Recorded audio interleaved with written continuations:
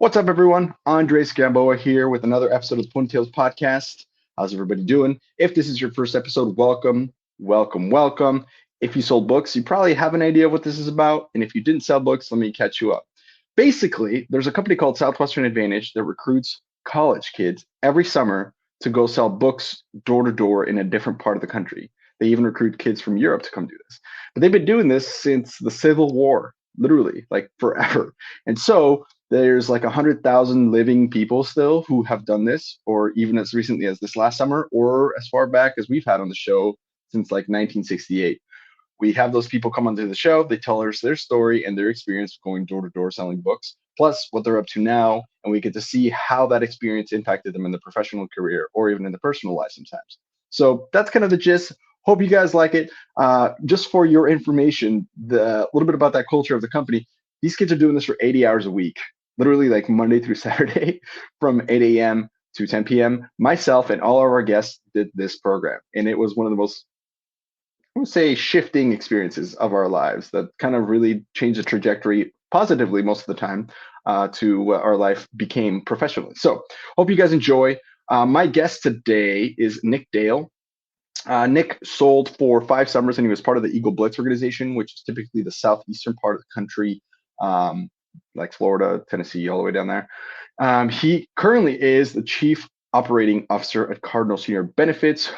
They are a late-term insurance company or late-stage life insurance company. Phenomenal place to work. We've had multiple of their employees and agents here on the show, and all I've heard is good news. They are crushing it. So we're going to hear a little bit more about how that happened and how they're doing that. But Nick sold from 2006 to 2010.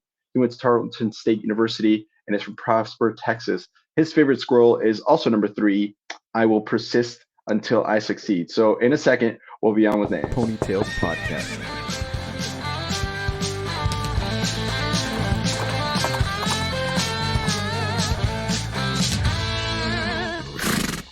What's up, everybody? Quick off-schedule jockey spotlights. Cardinal Senior Benefits brings the best options to old people when they're dying or in case they might die, and giving them final expense insurance help and guidance. Super awesome company. Check it out. Back to work. Okay, so now we're going to do the mid-rolls. Hello, ponies. I just want to let you know that Will didn't invite me to his wedding. Well, Metscher didn't invite me to his wedding. He says, ooh, Andres is one of my best friends. Yeah, thanks, Will. But he is inviting you to learn more about how to help people get out of their own way if you want to go work with Will, which I wish I was invited sometimes. Anyway, back to work. How's it going, my man? How's it going? Just taking over the world. Oh, you cracking the beer open. Let's go. I just got some on my computer a little bit. It's all right. We will persist until we succeed. That's right. I think do you have a board a little bit? I think my cap lock might be a little bit sticky after this. You just send every email and you'll sound angry. We have a cool place to work. It's just like super angry. always yelling. Yeah, always yelling. I will persist until I see. Oh man, bro, you have a solid beard. How long that's like look at that. I've been working on this beard for. You know what it is. I'm going bald on top. Yeah. So I gotta compensate somewhere. Should we just embrace? Yeah? Should we just embrace it? You've got the front going a little bit, maybe. I've got the back. I do. I got the dome going. Oh no, that's the worst. That's the worst. And then you see a picture of yourself from behind, and you're like, "Oh my god, nobody told me." It takes people out. They're like, "Oh, he's got hair." And then you turn around, they're like, "Oh my god, you're so." He's got no hair. He's growing Voldemort back there. I can grow out the front pretty good, to where it's like people are like, "Oh yeah, he's late 30s." And then like if I ever bend down or whatever, they're just like, "Oh yeah, I understand why you wear a hat." Mine happened because of COVID. Like mine's already starting to happen. Like if I let my hair grow out, it actually would be fine. It's not a full head of hair, but I'd still have hair. But the problem is that it's thin. And so sometimes in certain lights or in certain winds, it's rough. Also, COVID happened and I had my all the barbers were out. So I had my roommate try to do this. And right away it was, and I said, you know what? I'm just going to own the fact that this is happening. Keep doing it. Yeah. And I'm Well, just you getting look that good way. with, I'm you ahead of look the good game. with a bald head. You know, a lot of guys You can't know, pull it off. They look I weird. They look appreciate weird that. with a bald head. It is trippy. They look Is that like why they. you grow out your beard? Is to Yeah, compensate? That's what I do. yeah, So I exactly. So when you said that, I was like, oh, I know what you mean. And right now, I even just trimmed it. Like normally, I'm trying to get it so it's majestic like yours, but it takes so much patience. It takes a lot of well, I have a commitment. friend that's been on your podcast that he can't grow a beard and he's going to be bald someday. Oh, So it's kind of a double whammy. R.I.P. Let's take a drink for him and then jump in. Let's just toast to whoever this friend is. Cheers, cheers. Wherever this, Cheers to you, sir. wherever the dang, there it is. Right there, boom. Cheers. Hey, brother. So let's jump in, man. Because I've been looking forward to talking with you. We've had Pedro on the show, we've had Quentin on the show, we've had Greta on the show, and of course a couple other Cardinal Senior Benefits people. But you're the guy that started it all. You're like the first domino. And so everything that I've heard, everybody's origin story leads back to you somehow, because it's like, well, when Nick did this, especially when I talked to Pedro and with Quentin, and I have a ton of questions for you because I'm trying to build a company here with this podcast, and you've done something that, not only have you built a company, but you've built a successful company that's literally grown and doubled since inception. So I feel like you know something that I want to know. So let's catch up so you leave Southwestern 2010, and you can be as detailed in this as you want to or not, but how did you go from I left selling books to now I start like an insurance company? Walk me through that journey first. Well, yeah, you hear a lot of. I listen to a ton of podcasts, and I hear like the origin stories all the time. There's one called "How I Built It," right? And they talk about great. You heard of that? That's a great podcast. Yeah, really cool podcast. Yeah. And I always hear their origin stories, and they're like, you know what? I just started doing one thing right, and next thing I know, I've got a company. And they're like, I don't know how I got here. I think one of them was the Ring doorbell guy. Yeah. He just started doing kind of one thing really good, and then now he sold for $1 billion. So in some ways, that's how I feel. I think it's not like I was started out doing what I was doing to build a company with 100 people. It's just I did one thing really good. And by doing that one thing really good, it just grew and grew and grew. Well, really just doing one thing really good and doing the right thing for people. And that's, it was nothing really special other than that, and none of this would have happened without the people you mentioned, like Pedro, Quentin, Travis Thompson's another one. He'd be a good one on your podcast, actually. Yeah, we got to get him on here. Travis Mickelson, Sean Brifo, Zach Wright. I mean, there's a ton of guys that I just happened to be the first one that got good with it, and did the right thing for people. Right. But I think that as far as where it all came from, I think with books, when I was selling books, I did recruit a little bit, and I didn't really have anybody work out, I didn't really have anybody stick.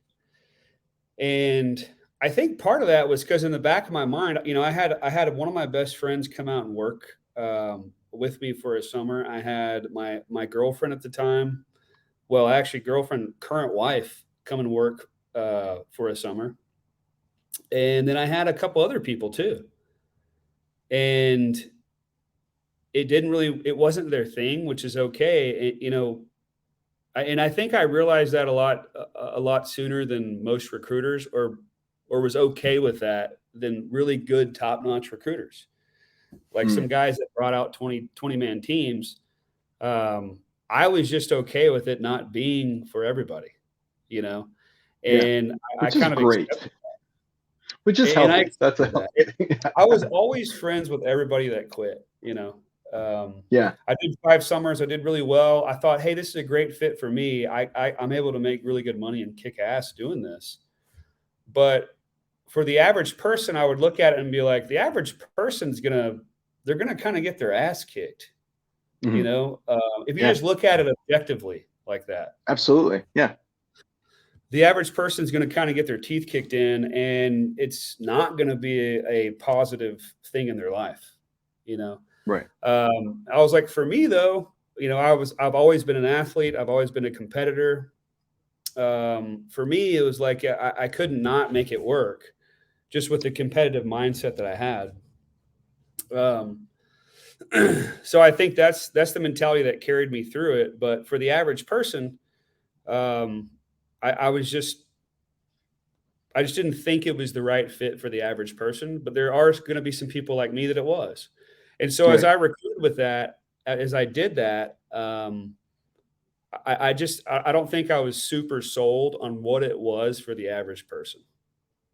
And then I feel like I understand that sentiment strongly. I know what you mean, because there's some people that you're like, this person shouldn't come out, and then you see that same kind of person in like another org. You're like, who told you could do this? Like, it's not that you don't want to not believe in people, but at the same time, there's a very clear line, and some people are definitely past it, and they should be out selling books.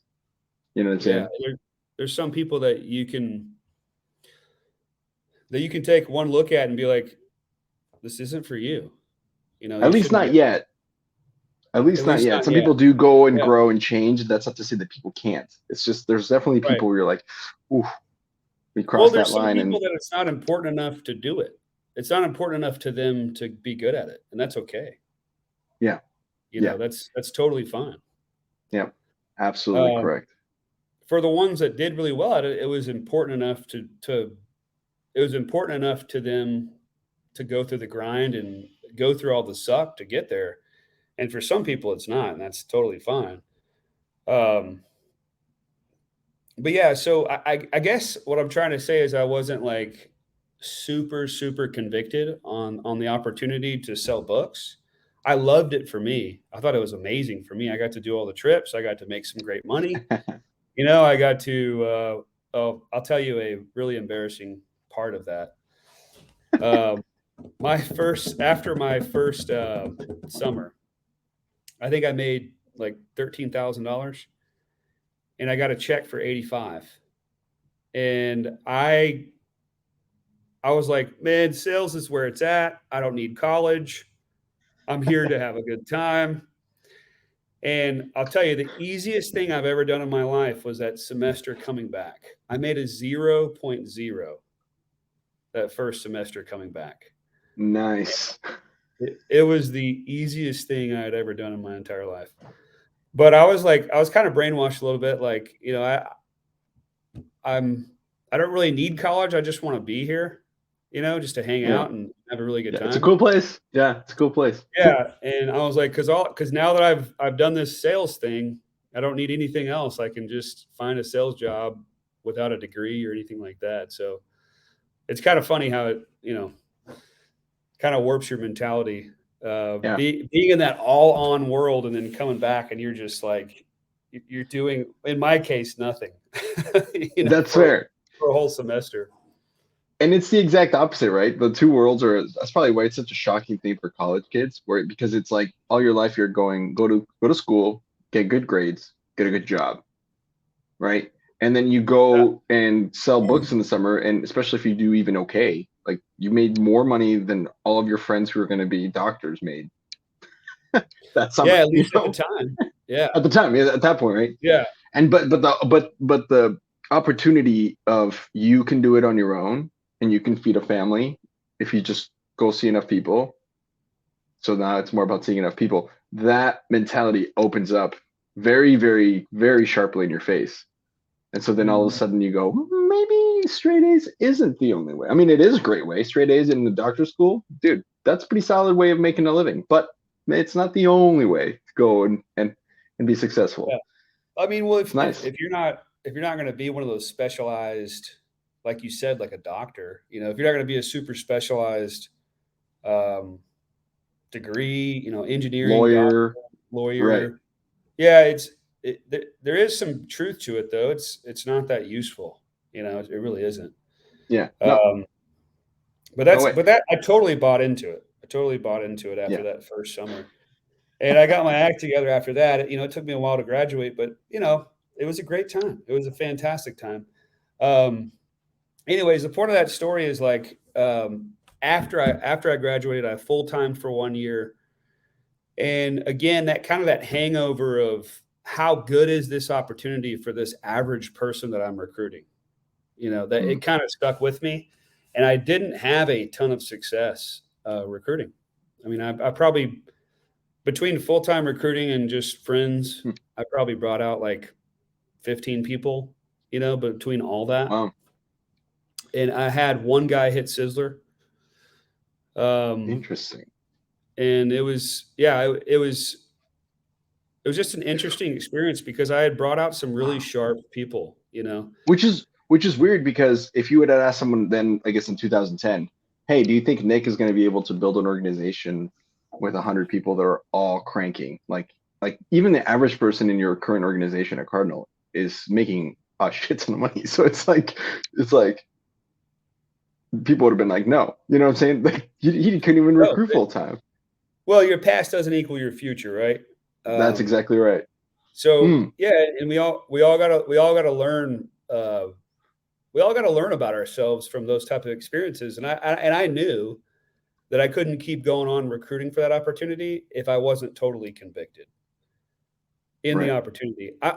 Again, I love books. I love everything it did for me, the relationships I have, the places I got to go, and the experiences I had. And it has shaped who I am, without a doubt. But I just wasn't convicted on the average person without my mentality, I guess I could say. Yeah. Fair enough. So that conviction, I think that's the reason I didn't have a lot of success recruiting. And then when I got to, I worked with Family Heritage after that. Oh, okay. I was going to say, how did you, okay, I see. Yeah. So 2010, stopped selling books. I knew that Family Heritage, I could jump right into it and make cash, which I did. And I did that for 3 years. And then during those 3 years, I think I recruited another 20 people into Family Heritage. Now, I had one person do really well for about 6 months during that. It was a non-book person. But again, it was the same thing. Family Heritage, to me, was harder than selling books in a lot of ways. Oh. That's odd. Yeah. How so? I thought it was because you didn't have that really regimented structure. Oh, I see. And you're talking about cancer all day. Yeah, it's hard to stay positive when you're talking about people getting cancer and dying, maybe. Well, the approach is, hey, I'm just the one in the area talking to everybody about cancer and heart issues. Oh my God. I just talked to so-and-so. I just talked to so-and-so. Everybody's been super friendly. Do you have a place to sit down? That was the approach if you're cold knocking. And it's not easy to do that. No. And if you're not like in that really pumped up organization and like every morning you're having breakfast together and you have basically a pep rally every Sunday. It's like all the hard stuff with books minus the pep rally stuff, minus all the camaraderie and encouragement, because you're alone for all but like 12 weeks a year when you're on train moors with, Family Heritage. Right. So, I did it for 3 years though. I did well. I was in top 10% every year. It absolutely a grind. So I looked at that and I thought, man, this person that has no experience selling books it's probably not going to work out. Just looking at it objectively from a numbers standpoint, odds are it won't work out for you. And that's how I looked at it. But that may have been the wrong mentality, but I was just really honest about it with myself. And I wasn't super convicted in that opportunity because that's how I felt every day. I felt like this sucks every day, It's hard to get people to get on board with that, Yeah, that's fair. Yeah. Absolutely fair. In your head, you're like, man, I hate knocking on these doors and talking about cancer. I mean, it's hard to recruit like that, Right. And people can see it. Maybe when you're trying to recruit them, they can see it kind of through you. They can feel it. And so, yeah, that makes sense that it wouldn't work out as well to recruit. I mean, how could they not, right? I mean, right. They'd have to see it eventually. So, both of those opportunities, Southwestern and Family Heritage, from a sales perspective, I did pretty well in both of those opportunities. I just didn't do well with recruiting because just like I said, my conviction was it was absent for the average person. I even had a really high caliber former book person come into Family Heritage that I recruited. Didn't work out for them, so it's like if that doesn't work out, it's like that's crazy. It's hard to build an organization like that with that mentality too.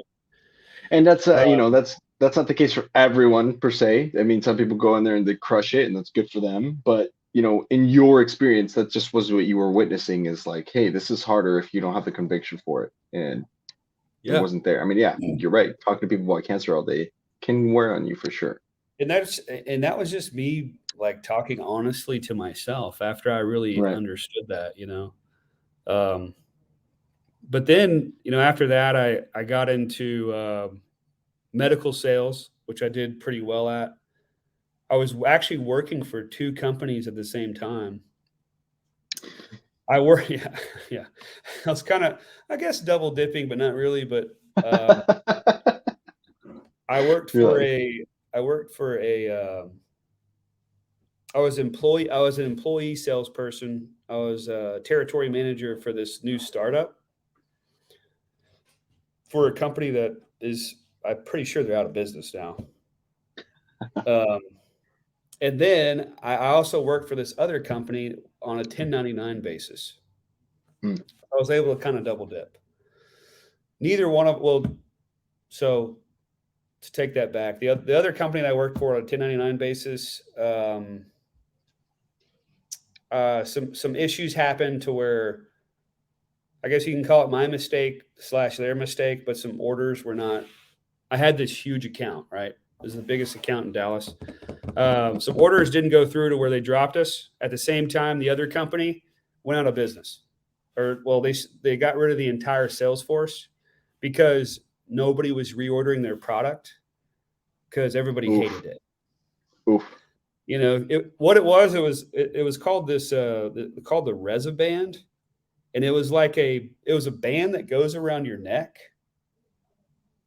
to help stop acid reflux at night.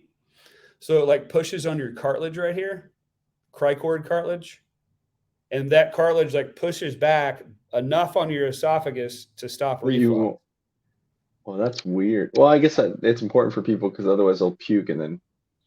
Well, it makes them uncomfortable at night to have all this reflux, right? Yeah. But I sold one to my best friend, and he was like, I fucking hated that thing. I could not I was getting choked out all night by this plastic band. His neck had to hurt so bad, man. I was like, oh man, this company is in trouble. This company's in trouble. And then sure enough, and I got sold a bag of beans, right? The recruiter found me on LinkedIn and said they had all these like studies and everything. I'm kind of rambling on this story. I'm sorry. No, it's good. I'm out here for it. This is a lesson learned for anybody listening. On like the efficacy of this product, like how good it was. And they were like, this is the first of its kind, first in the industry. And I'm like, awesome. This is going to be amazing. Like we're kind of pioneering this industry, and all the doctors are going to be like, holy shit, this is awesome. But turns out all they did for those doctors was like pay for these really elaborate vacations, and they kind of signed off on some studies that weren't actually totally legit. Dude, that's sketch. That, you know what this reminds me of? You've seen Pursuit of Happiness, right? You've seen the movie? Mm-hmm. And he was just selling that medical equipment sales, but then he went all in with his wife. They were doing great, and they bought all this, and then it's like that it was obsolete or outdated. Yeah, it was like a wall high of devices. Yeah, I remember that. Yeah, and then it was like they had to try to sell it. It wasn't a scam, but what happened with him was that technology was literally obsolete by like a year later because a newer technology came out that replaced it like really quick. And so then he was stuck with these machines that he had to sell, right? Sounds kind of like that, where you kind of got into something where you weren't aware of what the next 6 months were going to look like next year, and then all of a sudden you find yourself in this tricky situation where it's not so ethical and you're caught in a rock in a hard place. That's brutal. That's brutal. Yeah. Not all companies are good. That's lesson learned. Well, they recruit you in, they give you they gave the sales force a really good salary and a bonus that didn't make any sense. Like, it was a very high bonus, but based off the product we were selling, it didn't make any sense. Based off the amount of volume they wanted us to sell, it didn't make any sense. It's like, this is not a smart financial decision for y'all. Y'all shouldn't be paying us this much. So like, shit. It's obviously the quota was going up over time, but like we had to match or to like for them to make money off what they're paying for our bonus, it had to be quite a bit that it would go up by, but nobody was buying it again. Doctors were never recommending it for a second time. Yeah, that's brutal. So that's brutal. And that's what that medical device, it's the whole industry is based off repeat, like, doctor recommendation, Yeah. Otherwise you're swimming in. So you go from insurance to medical sales, and this medical sales thing is tripping up. And now you're sitting, yes. So 18 is when you started Cardinal Senior Benefits. And then, so now we're sitting mid 2010s. And did you know at this point that you needed to do something on your own, or were you still looking for, like, how did you end up there? This was 2016. Yeah. So you're just about to get there. Yeah. So this was 2016. So, 2010 and 2013 or 14 was Family Heritage of this medical device for 2 years. While that was happening, while my friend was like, hey, this thing is choking me the fuck out, it's terrible. I was like, oh shit, I better look for something else, Yeah. And that's when I got it. Yeah, exactly. I was like, the writing's on the wall. It's time. And so right before they gave me my severance package, I got relicensed again. And I got hooked up with some people that I knew from, probably 3 years prior. I had done a little bit of final expense before I got offered all the medical sales positions. And I was like, I already kind of know where to go. I get some contracts, get leads and everything. And that's what I did. So when that happened is when I got relicensed. And I worked for a group that was pretty hands-off. They gave you contracts, they gave you leads, they had one call every week, and that's how that was all your training. No managers, nothing. But it was just enough. It was just enough for me to slowly learn how to do it at a high level. And my goal, I was kind of like I don't know how to describe this, but that agency was very non-recruiting focused. The one that I went to before we started recruiting for Cardinal. It was very much like they discouraged recruiting. It was kind of like a shotgun quarterback in like an all running offense. That was kind of the fit. That's how I fit into their agency. I see what you're saying. I knew I didn't want to just be alone on an island and just sell insurance forever. I knew I wanted to eventually recruit people, mainly so I could share this awesome experience I'm having with other people. So I picked up the final expense, the whole setup, leads, contracts, multiple carriers. I picked it up and it was a breath of fresh air compared to anything else I'd ever done. And I loved it. I absolutely loved it. I didn't have to cold call. All the shitty parts about what I had done, I didn't have to do here. I didn't have to. It was a good product. It was a great product. It's been around for a few hundred years. I didn't have to do any cold calling. I didn't have to even carry product around. I could set up appointments. It's not like any cold calling at all. I set up appointments. Your market was growing year by year because more and more people are turning 70 or whatever that they can't get other insurance? I mean, also it was layers of things that I loved about it. And it was super high commissions, and I picked it up super fast. I mean, I turned my financial situation around almost immediately. That's crazy. And it was awesome. I mean, it was amazing. And I was like, this has a totally different feel than selling books or, family heritage to me. And so when I set out to recruit with this, I was totally convicted. I mean, there was no doubt in my mind that this is what I'm doing and this is what other people should do. So it was a totally different feel when I started recruiting for this. And so that's why it worked. That's why it worked. Yeah, exactly. That is a huge lesson. Oh my gosh, people might not be who are listening might not realize the value of what you just said. I just want to point out because to me you've enlightened me anyway. So I'm just gonna speak maybe just for myself, but it's not that you didn't believe in Southwestern and what it can do for people. It's not that you didn't believe in Family Heritage and what it could do for people. It's just that for you specifically, Nick Dale, to be able to, and really this is the case for anybody, to be able to honestly recruit someone for a position, you have to be absolutely convicted in it. So one of two options. If you're sitting in a place right now where you're not convicted in the product, the culture, what you can have people experience by doing this job, you can either find a way to fake it till you make it, which knock knock hello. We're gonna get off schedule really quick to talk about Southwestern real estate. The president, Pat Roach, is a big fan of the show. He is such a cool guy to be able to hang out with, spend a lot of time with, and from everybody who's been on the show who works there, we've heard that it's a pretty badass place overall. You guys heard about the 99% drama free? Well, go find out for yourselves. Click the link below. Back to work. What up, everyone? Off schedule story really quick. Cardinal Senior Benefits has their top agents grossing about 10 to 15K a week. That's a lot of units, folks.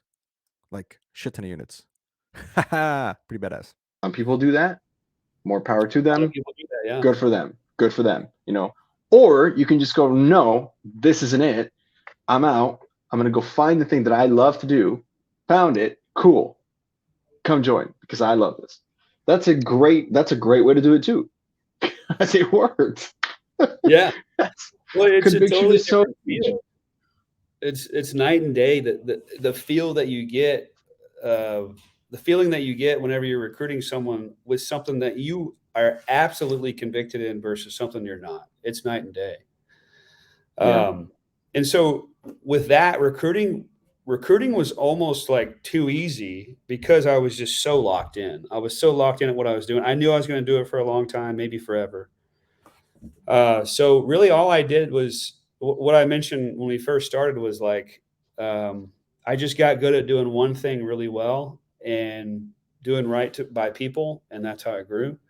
Well, that one thing really well was just showing people a super attractive opportunity is all it was.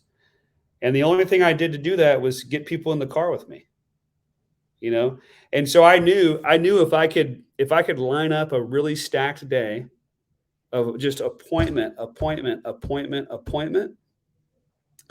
And all we're doing is walking into people's homes with no resistance all day, virtually no resistance, right? Right. And signing people because they asked you to come, essentially. Well, yeah. Which we can talk about in a second how you did that, but essentially, yeah, that's what happened. That's like a Facebook mom going, "Hey, my kid's struggling with math. Please come to my house." And you're like, "Okay." Exactly. Yeah, if I could just show them a super attractive job, in my opinion, versus what I've done and what most people I know have done, then it would be, that's what I need to do to recruit people. And so that's what I did. Every time I had somebody come follow me, I would just absolutely obliterate the phones. I would make sure I would just absolutely obliterate the phones and just set up a spectacular day and have some redundancy built in of like extra appointments that I can go to just in case someone cancels. So, yeah. So that way, if things aren't going well, we're always in front of people. And all that new recruit sees is just appointment, sale, appointment, easy no, appointment, sale, appointment, sale, appointment, easy no, no show, appointment sale type stuff. Dinner. And so once somebody sees that and they spend the whole day in the car with you, and they're like, okay, so you sold that one, and what was the commission? They just start adding stuff up, and it's not easy to do that. Don't get me wrong. It's not easy to like just immediately go out there and start doing that, but you can get your skills to a point to where that's pretty much is the job, is you're going out there and you're just going from appointment to appointment. Yeah. So what were you gonna say? Every part of what you do, and maybe we can get into the lead generation now, because this is such a crucial part in the difference between like this opportunity and like say working for some sister company. Not to shit on any sister companies, whatever, right? But like I know they have an insurance one too, and this is key, because this is, to me, is what is, I think, the coolest part, right?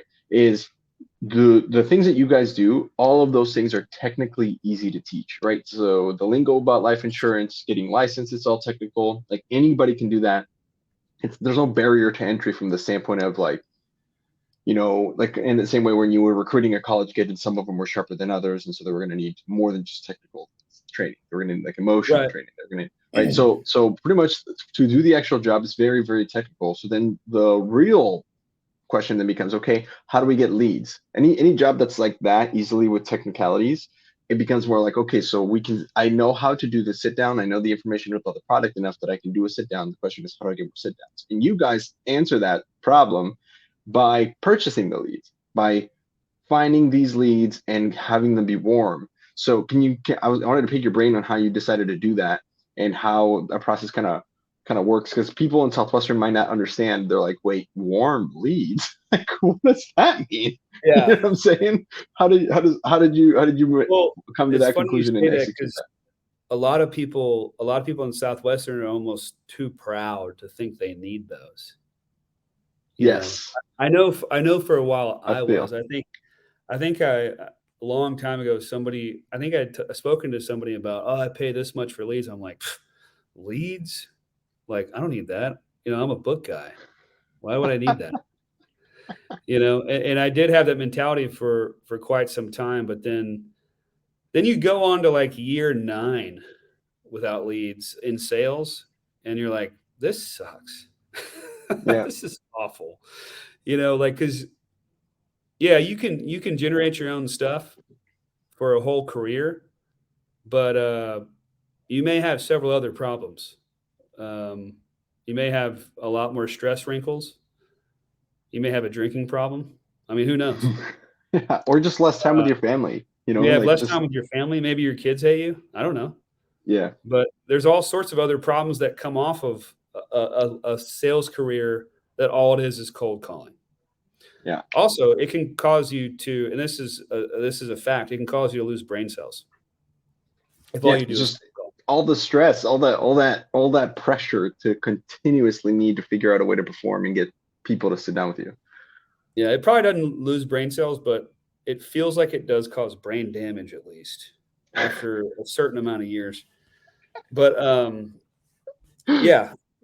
So you asked, I'm sorry, your question was, how did you go from like, how did you come to the conclusion that's like, you know what, it would make sense for us to buy leads? It's very clear as day now, because you guys do, and you guys definitely invest in them, right? So, and they're not cheap sometimes. So it's like, that's a heavy decision to make from someone who's going to everything you've known as cold calling up till this point in sales, right? And at this point, you're 2018, right? So you've been in sales for 12 years. For 12 years of your life, you're like, I've been cold calling. That's a tough mental change to be able to go, all right, I'm going to spend money to try to get these leads as an investment. You don't even know if they were going to work, right? So how did you come to that conclusion? Well, I had really researched the independent life insurance industry for a long time.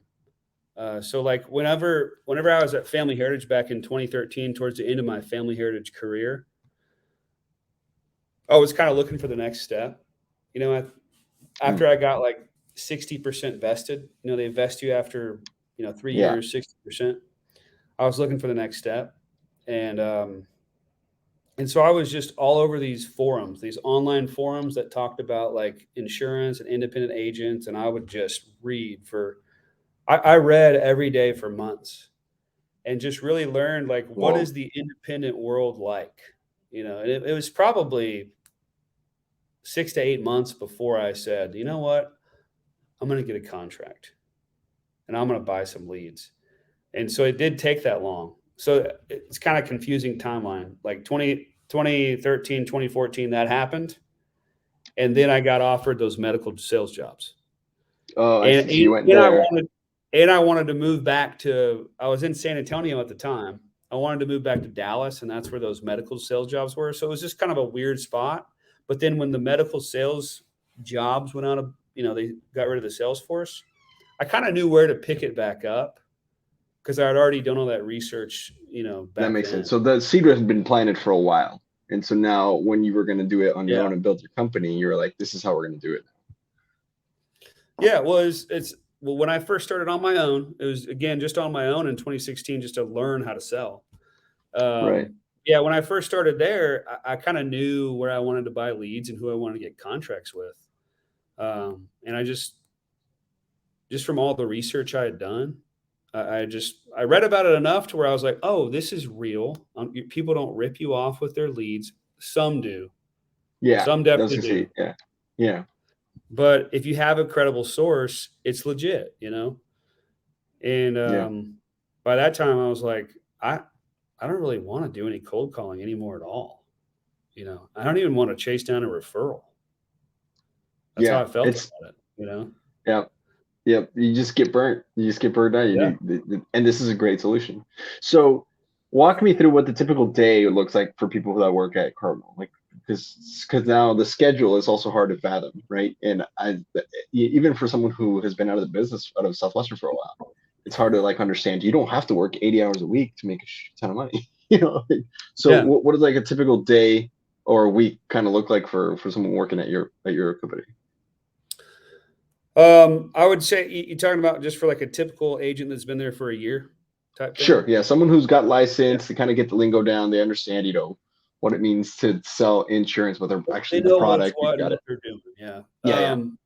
Well, it's depends on the salesperson, but I would say on average, it's about 30 hours a week, 30 to 35 hours a week.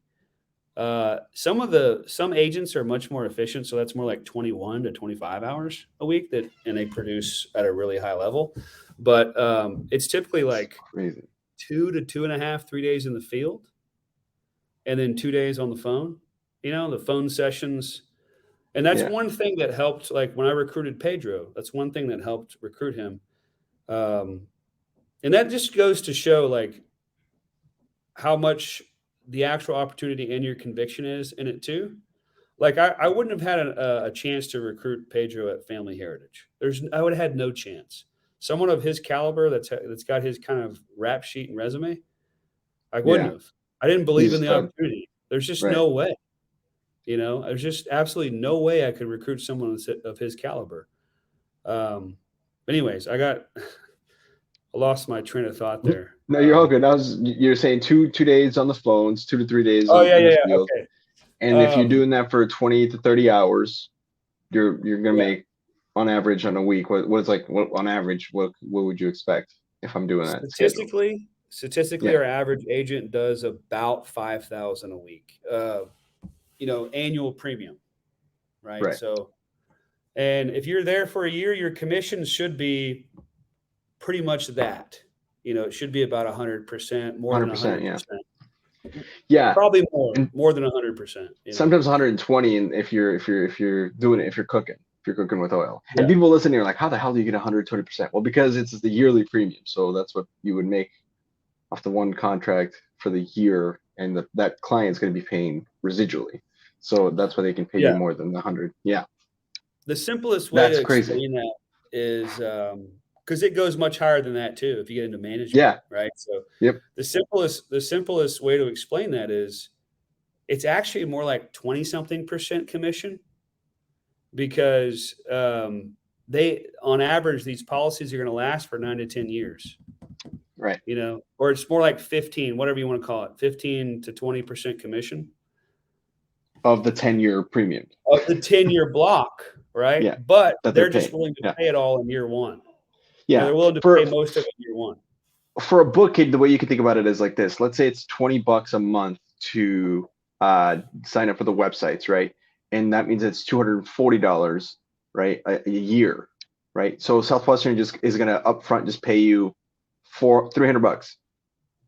That's more than the person would pay in that year. But over 10 years, that's not that much to Southwestern. Yeah, but it's a lot for you right away. So that's how that works. It's genius. So they basically buy your loyalty with commissions for that company. Yeah. Just to entice you to get it on the books for them.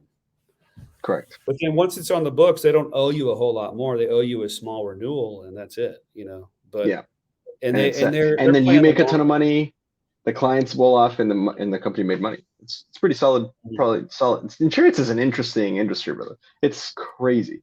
And then that's also because you're talking to people who are older people, right? Because then you go into like, term life insurance for younger people. You go into universal whole life, which is, depending on who you ask, is great or not, And so it's a tough industry to understand. But once you kind of get the lay of the land, and it makes sense numbers wise, it's like I said, once you get the technical ability down, you're like, oh, we can cook with oil now because we can jam. Like you can just start cranking phone calls with leads that are coming in that are hot. They're warm leads. You're not cold calling. You're calling people who are saying, hey, please call me. I'm 70 and I need insurance. You're like, great. Yeah. Cool. It's literally a mom going, hey, my kid sucks at school. They're not good at math, but they're great at English, and they want to try to get into college, so they're nervous about the SATs. Oh, and I have a 3-year-old who needs to learn to read and their colors and their animals. And you're like, great. They're like, do you have anything for those specific issues? You're like, yes, I do. I absolutely do. Yeah. And we're not poor. Yeah. And this is where we live. Yeah, we have money. Our budget is $1,200. Is it okay if we have extra money? Is that okay? Yeah. That's what you're doing. It's kind of served up to you on a silver platter, right? And yeah. What's really interesting though is the best people that are breaking records within Cardinal are non-book people. That is interesting. It's probably because they're just not used to something else. That's probably the hardest thing to kind of. I think I can maybe give it something similar. When COVID happened, all the kids that were first years that summer, they did great. All the B managers did not. I'm saying all. It's an extreme. Most B managers did not, I should say. But all the A's, all the first years, and some of the even third C contracts, not so hot. Because they had a hard time adjusting to that. Because the first part of the summer they had to call over the phone. It was phone calling. And they were doing Zoom sales, right? Because everybody was shut down. And so the first first 4 weeks or something, they were selling over Zoom and they had to call referrals. It wasn't that. So if last summer you were like, it was 2019, we went door to door. I made, $30,000 going straight cold calling door to door. And now this year it's like, you're going to do Zoom sales. It's the opposite of what you were trained. So again, you have to learn that new way. Versus like the first years, they don't know anything other than what this is going to happen. We're going to call over Zoom, and they're like, all right, and they're coachable, right? So it just was. I think it's just easier for new people to just adapt to whatever the new deal is versus like a book kid who might struggle at first, right? To just be like, well, this is different. Okay, and it's that learning curve. I think is in my theory. As a book person, you probably just want to get out there and get face to face. But did they have a really good summer that summer? Some of them did, because then the next 2 months of the summer they went out and sold door to door, so it wasn't a big deal. But like it was just that first 4 weeks that ate shit a little bit. Yeah, and again, it wasn't all of them. Some of them just dove in right in, and they were like, yeah, okay. But some Bs really like, that was a tough transition for them. So yeah, I think it's the same idea. We keep track of like the top, I don't know, 50 weeks. Well, I guess I can look at any week, but if you look at our top like 30 weeks of all time at Cardinal, it's like almost, probably 60% is non-book people. That's super interesting. I might be exaggerating it, maybe like 50, but I That's still a mean, chunk. there's a I mean, you'd couple of expect it to be guys, 10. there's a handful of guys that didn't sell books that just consistently destroy it. Like, and they're consistent with their destroying of it, you know, like Yeah. it's just like What's constant. the top? What are the average top 5 people making a Cardinal? For like maybe someone's listening and like, shit, I can go do that. Well, if you're top dog, what can you expect? You know, in a month. Oh, well, the top guys are usually issuing like 60,000 plus. Damn, a month? Yeah, that's issued premium. That's wild. They're usually issuing like 60,000 plus. Right. But if their commission's even like 90% or whatever, Yeah. I mean, that's not a bad the month. thing that you got to factor in though is obviously there is cancellations, and then there's Right. products. There's also some products we sell that aren't that high. Sure. You know? Sure, but I mean, you're not. I mean, if you're a top dog and you're not making 10 grand a month, you're doing it like something's wrong. You know what I'm saying? Like you're doing. Yeah, like if you expect to be even in the top 10 at Cardinal, you're gonna be you'll feed your family very okay. Is a point. That's we had crazy. a non-book guy. His name is Lucas Holland, and he had a $41,000 week. Jeez. In premium. So that's wild. Yeah, that's wild. Oh, damn. And he's like 26, 27. Just crazy. Just stacking cash, man. I wish I was that wise when I was that age, dude. That's I was definitely not that wise. That's so crazy, man. Well, shit, man. Congratulations on doing this and building that. I know we're limited on some time, so I wanted to ask you a little bit about your self-hosting experience and then maybe some ponytails. Yeah. But I always like to ask on the show. We always like to ask, how the hell did you get recruited? And kind of like specifically your first summer, because that's always like the one that we all relate to. We all had a crazy first summer. So can you let us know a little bit about how you got recruited and how like sales school, your first customers, right? How did that little bit of your life go? Yeah. So 2006. I think I was kind of an older recruit. I was already 21 whenever I was recruited. I kind of fumbled around in college for a few years, just kind of, I guess I was big time athlete in high school, you know? Right. I had a school record for like the discus. I was like, went to regionals every year for golf. I was a all regional football player and like a district MVP. So, I mean, I was just always into sports. Right. And so after school, and you go to college and like there's just that outlet is not there, you know? And that's what initially attracted me to sell books, is kind of having that competitive outlet. Yeah. And, so Travis Thompson, he sent me over to a one-on-one info session with Wade Floyd. And I thought that Wade was smooth as shit. At the time, I didn't know it was a canned sales pitch. Oh, he was good. The info session is 100% canned. I did some, it's like, exactly what you're going to say, but it sounds super smooth. And I was like, man, I'm in, right? Let's do this. I was in the same fraternity as Travis Thompson, AGR, the agriculture fraternity for, right. Let's see. Yep. Tarleton State. Yep. But yeah, so I went to that. This was probably in the beginning of the fall semester. So really early on. And then I went and saw Travis a few times. I talked to some other people, my parents, you know how this goes, friends. Yeah. It's a scam. Yeah. And then another guy I knew was like, oh, I know so-and-so who did that. She was knocking on doors and it sucked, blah, blah, blah. and she didn't make that much. And I'm like, yeah, oh, man. My friend's cousin's neighbor did this. It was awful. Yeah. Oh. Yeah. Yeah. And so I kind of heard a bunch of stuff, and I just kind of, the interest somewhat withered away, and so I kind of went cold for, I don't know. Let's go. Yeah, You're I one went of those. I told Travis, like, I'm not doing that, man.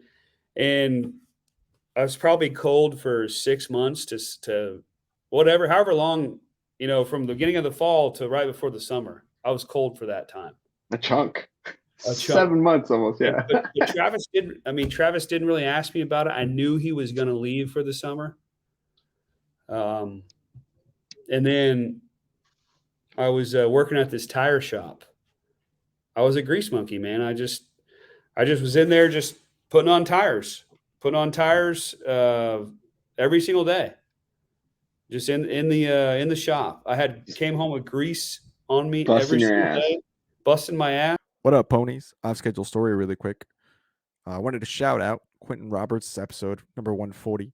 In it, he talks about how he built such a fantastic culture at the company, Cardinal Senior Benefits. If you want more information on that, click the link below or go check out that episode. Back to work.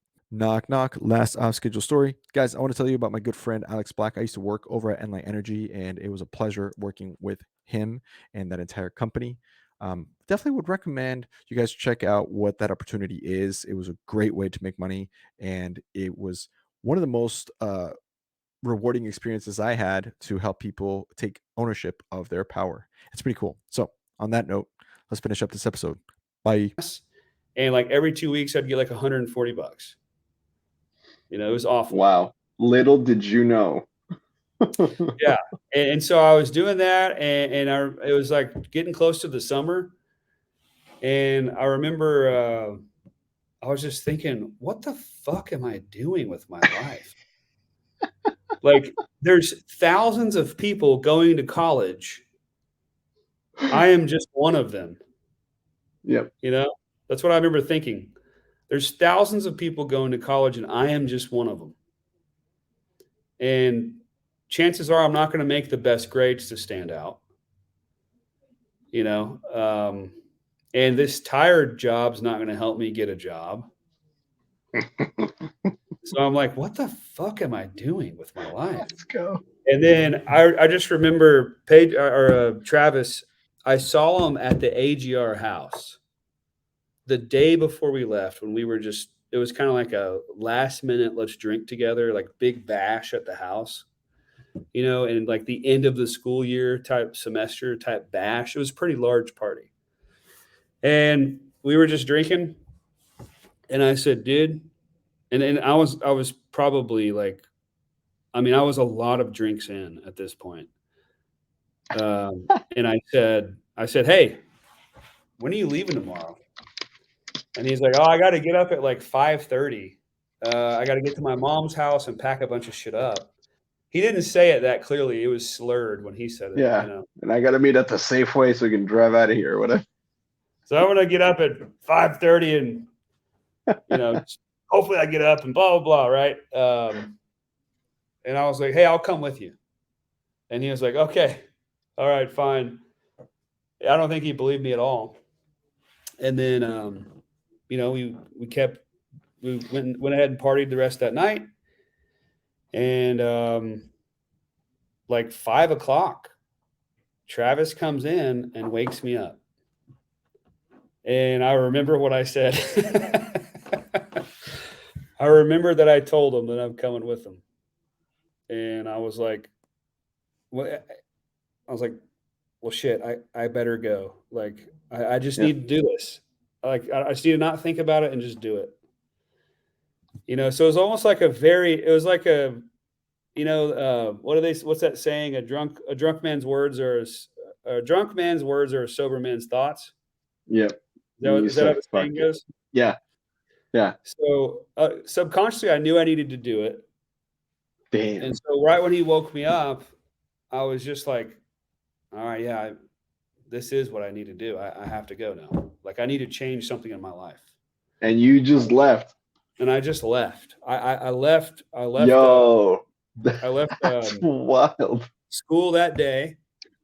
I also went to my parents' house, packed up a bunch of shit. My parents were 2.5 hours away, but so keep in mind too, like I didn't know what the plan was because I wasn't Yeah, prepared. you hadn't been trained. You were cold. I went cold very quickly. So you don't even know. Nashville. I had no idea we were driving. Oh my God. You didn't know you're about to. And where were you? This is in Texas. So this is what, a 12-hour drive? Something like that. Yeah. You're like, oh, we're going to go what? Yeah. I thought we were going to just do it at the campus. What the?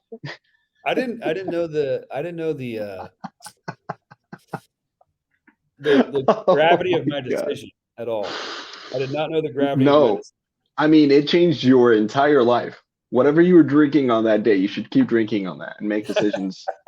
It's like moonshine, cool. I'm gonna drink a lot of moonshine. It was just like Keystone Ice, which I will never drink again. Hey, but Keystone changed your life. Now we're not sponsored by Keystone, but we could be. But it changed your life. Wow, that's amazing. Yeah, man. So I got. You get to Nashville. I went to Nashville. I mean, I was still kind of like, oh, we're gonna like sell some stuff and hang out and like, it's gonna be fun. It's gonna be a good time. It's gonna be like kind of leisurely in my mind. That's what I thought. And then I got there and I was like, man, this is not what I thought at all. There's just like people running around, crazy fucking loon bags looking in a mirror, practicing things. People taking cold showers. Yeah, like what the hell did I sign up for? Circle rituals. Yeah, and then I can't remember what it was that like I just remember I think somebody had like an old pace setter or something or a Superstar book, and I was like, that's what kind of turned me around. Was interesting. When I saw that. Because I saw like, oh, this is like a sport, this is a competition. This is just a large competition, and this is serious. You need to take this seriously. Yeah. And so that's what kind of turned me around. Was like, I am gonna get up on time. I am gonna take the cold showers. I'm gonna practice in the mirror like a crazy fucking loon bag, like everybody else does. Or outside. I am a loon bag. Let's go. Just an absolute nutbag. Oh my God, dude! The memories. I was very much a like jock, I guess, type sales, not a jock type sports guy, like because that's what I grew up as, and I played lots of sports. And so I was definitely not a salesperson. Like I was awful. I was fucking awful. I was terrible at sales. I would say I was awful until halfway through Family Heritage. I wasn't good. I got better, but I didn't feel like I was good at it until I was halfway through it. And then really when I got into Final Expense, because I was totally convicted, I felt I was actually really good at it. There it is, and it clicked. Damn. I just busted my ass because it was a competition to me. That was my superpower. I was terrible at sales, but I was good at busting my ass. And that's 80% of it. That's 80% of it. Where did you go that first summer? Or I guess where did you go your 5 summers? What was your first, like where did you sell? Ohio, Georgia, nice. Tennessee, not too far from the company, so that was not fun. And that was in 2009. Yeah. Right after the recession. And nobody wanted to buy anything. It was my only summer. It was my only summer other than my first under 5,000, I think. So yeah, wow. It was a dip. It got to me. I know there's a lot of people that probably did really well in those areas, but I just didn't. And you're talking about units. So for people, 5,000 units. So in today's profit, it would have been like 40 grand of profit for the summer. It's not bad. Yeah, I don't think I ever made that much because I had a lot of expenses, but yeah. What was your favorite surf to sell in? Mississippi. Oh yeah, they need education down there. I love Mississippi. Everybody needs books. Mississippi was like, I think it was a culmination of things that came together. Like I got pretty good at books, relatively speaking, compared to where I started. And it was just a fantastic, super friendly turf. So it kind of culminated in that. That was my best summer. Yeah, and I worked 0 city that year. Country is the best. Country is the best, sir. It's awesome. Country's the best. Everybody's nice. They're all happy. Some people are just like, come in, and you're like, oh, okay, I didn't even knock. I saw you come out the driveway and knock. Come on in. All right. Yeah. Man, it was just a fun summer, dude. We were in Meridian, Mississippi. And my roommate at the time was a walker, and he could sing like really good. Like he could have been on like American Idol. Oh, he's every morning, talented. Every morning on the way to our turf, on the way back home, he would be singing, like mainly Rascal Flatts, but it was just my wish for you. Is that Rascal Flatts? Is that 09 Rascal Flatts? I think I had it. Like really negative stuff. Because he didn't have a great experience. He hit Sizzler, and he did it because one guy bought the bag, or like 10 bags. I think it was like 10 bags, because he was like ahead of a school or something. Hey, that's all it takes. You just need one of them ponies. Yeah. Oh man. Hey, so we're coming up here on some time, because I know you got a schedule to keep up with. So this means two things. One, we have to have you back to hear more book stories and pick your brain some more about how to build a solid company. And two, I need to jump into some ponytails. So you got to give me at least one or two. Speaking of ponies, right? It can be like an actual pony, or like it could be your favorite story from your time selling books, or maybe it was something that really cool that happened at Family Heritage with it. Something really cool that happened, during Cardinals. But here's the thing, just so you have an idea of what people have said. Like Yvette gave us her like top 3 lessons of leadership that she learned over her career. Lee McCroskey told us the time he shit his pants in front of a post office. Everything in between. So it's really your. But here are the ponytails, or however many you want to give us, depending on how much time you got. But it's Nick Dale's ponytails. Oh, look at that. Oh, that's nice. I will give you one juicy one from when I was at Family Heritage. Yeah. So Family Heritage, I was in, I think, Cuero, Texas, which is like by Victoria. It's kind of South Texas, but I was on a train more, which, it's kind of like a Blitz week, where everybody gets together and they go sell in an area you've never sold before, and you just work your balls off, right? Yes, sir. So I was on a train more, and I was just frantically knocking in this area. And I was kind of had that commission breath started to emerge, where it's like, I need to sit with somebody first of all, and I need to make a sale. And I knocked on this single wide trailer, and it was this pretty large man with his shirt off. Big old gut. Like he was probably like 6'4" and 330 pounds. Like he was a big guy, not fat, not like really fat, but just a big dude, but very nice. He was probably 30 years old. He invited me in, and we were sitting down. I was, going through my presentation binder, like showing him everything. He's eating it up. He's loving it. He's thinking about getting this for him, like the accident policy for himself and the cancer and heart policy for his mom. And I'm like, all right, this is a big one. Here we go. Excellent. Like, I'm pretty excited about this. And then I'm getting to where it's like, I'm almost veering off my presentation because I'm so confident I'm making a sale, You know, I'm like almost just like getting into other things because I know it's like a foregone conclusion. How about them Cowboys? Yeah. And I'm like so comfortable with this guy that I'm like, man, this is great. I got a sale. This guy is cool. And then when it's right before we wrap up, he goes, hey, man, this might sound really crazy, but have you heard of these websites that, you know, guys are making $15,000 a month for pictures of your feet?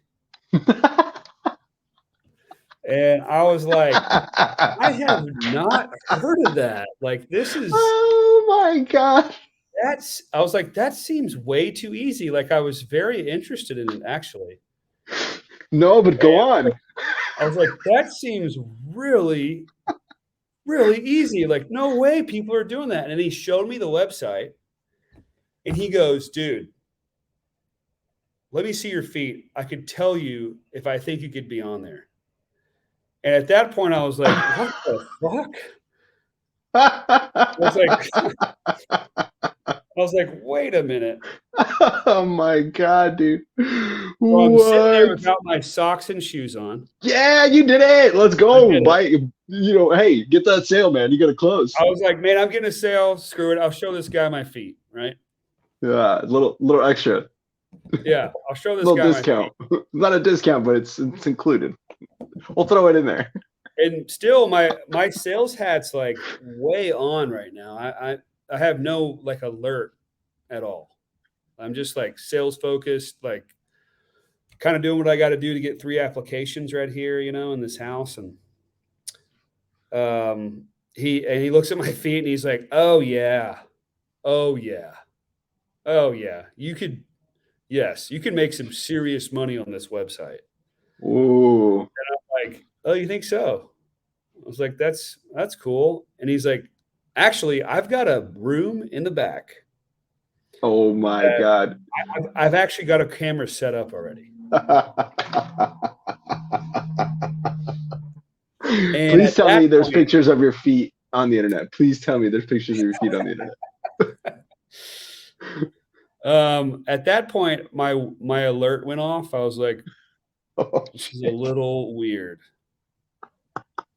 But the pictures turned out great, though. Yeah. No, I'm kidding. No, Let's see him. Let's see him, Nick. Take your shoes off. Throw them on the screen. We can a Nick Dale exclusive. No, but at the point that he said this, he was getting like really almost like stressed and antsy, or he was like getting worked up. It was weird. He was like salivating. He was just like, well, I think we can just do it real fast. We can just get in there real fast. His like tone sped up, you know, like he got real fucking weird, real fast. That's some Jeffrey Dahmer shit right there, man. It was, dude. That's what I was like, really we're going to take pictures and then I'm going to eat you. Yes, hope you have this accidental insurance. He had those vibes, man. He really did. And so I was like, you know what? I would love to do that. I have to see somebody in about 30 minutes. I have an appointment that I have to go to. And so I started to try to like walk out of there. And have you ever seen that scene from like Along Came Polly, where like he takes the jump shot and then just his face just plants on the guy's chest? Yeah, and he just like eats a sweat. Yeah. So rain dance. Yeah, it's similar to that because it was this tiny like single wide trailer, very small door already, right? Oh my God, no way, Nick. He had got up faster than me. So like the way we were sitting was like we were sitting to where I was actually closer to the door than he was. Oh, so I was like, I gotta go to this appointment. And so I started walking to the door, but he beat me to the door. And he was like, seriously, it won't take long. We can take the pictures. We'll split the money. No way, take the dude. Pictures of your feet. We'll split it.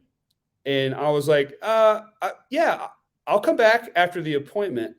And then I had to like walk through his body almost. Like it was just like everything just like slammed up against me as I like. Were you still barefoot? What? Were you still barefoot, or did you put your shoes back No, on? I grabbed my shoes. I was like running out barefoot with my sales binder, and I just like slithered across his body and like forced my way out. Oh my God, dude! It was bad, No dude. way. I like came out of that house like all sweaty, and it wasn't my sweat, and it just was like his. kind of like jumped out of the house. It was the most scary as a man. Like I've never felt that way before. Nick, I'm disappointed. You didn't close. You just got out of there. Close. I did not close. I still have his contact information. You can go back and close, especially now. You can get subscriptions now. Of my feet, you know, dude. You can take subscriptions now. Get some feet, maybe get some hands, wear some rings on them, get a pedicure, get them all nice and polished. You can be prepped. Well, that guy's probably in jail now, so I don't know. I don't know if I can. If I can. Wow, that's rough. Famous foot murderer. I should Google that.